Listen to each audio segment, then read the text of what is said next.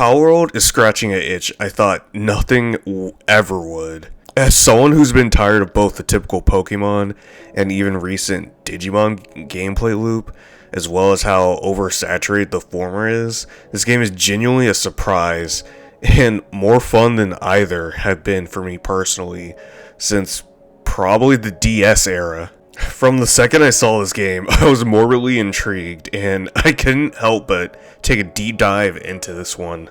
I'm fresh off a 5-hour deep dive into its opening hours, and let me say, Palworld is extremely fun. So far, from what I've played, there's not much story, most of it being left to traveler notes you find in the open world, but there is a ton to do. You'll find yourself engaging in the Pokemon Arceus type gameplay loop, but there's a huge emphasis on the actual survival aspects. These pals, unlike their Nintendo and Bandai counterparts, are dangerous, and they'll absolutely fuck you up and try and kill you. And if they don't get to you first, starvation will. On top of that, there's this emphasis on the fact that there's a Team Rocket-esque gang running around and actually shooting at you often and poaching pals. But of course, in this game, if they get in your way, you can just kill them with your pals, and even eventually gain weaponry of your own for your pals to blast back with. Although this game is a high-key clone of some Nintendo heavy hitters, I'd say Palworld is more immersive in its own way. You'll find yourself crafting, not just to build your base up, but to keep you and your pals fed.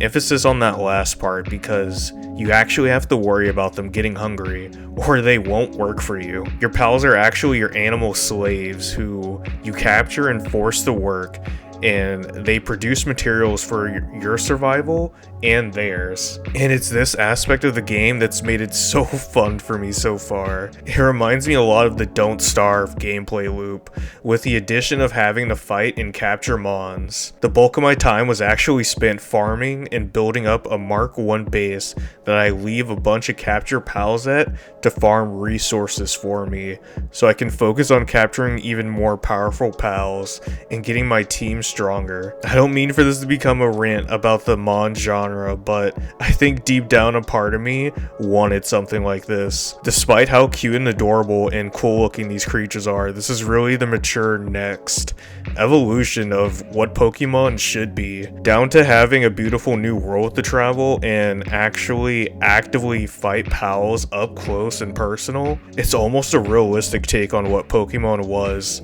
and I love it for it. It really sunk in for me how dangerous this world is and how intense the fights could get in the first real boss battle. I was not expecting it to be a mix of the Breath of the Wild towers plus a gym battle, but the second the fight started, my blood was pumping. Zoe and her pal Grisbolt are an amazing first boss battle to the end of the tutorial portion of the game. This duo is absolutely trying to murder you, and although I personally beat this on my first try, I'd say this was a tough fight.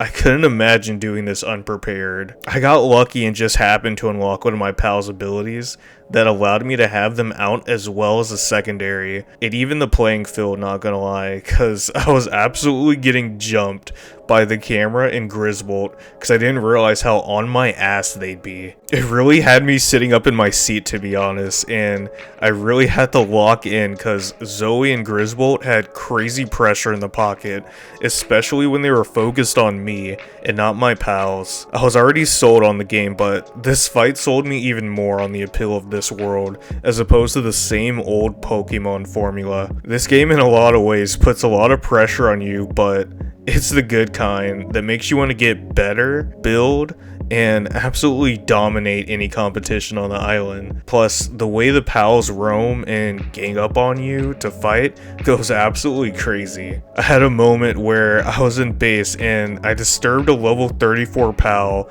and this big motherfucker would not let me live. I ended up having to let him kill me to get him off my ass, and it left me moving differently because now I know these pals are for real wild animals. It's really exciting to me too because technically this game is still early access.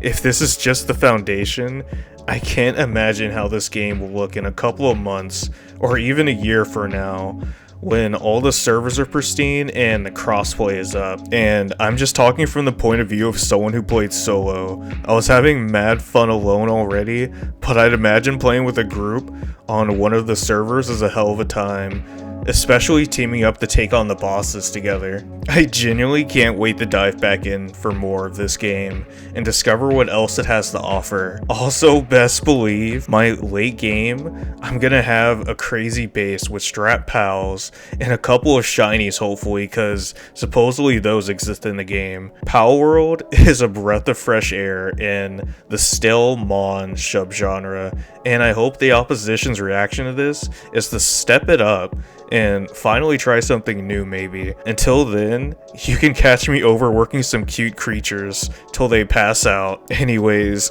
this has been another Water Cooler Thoughts.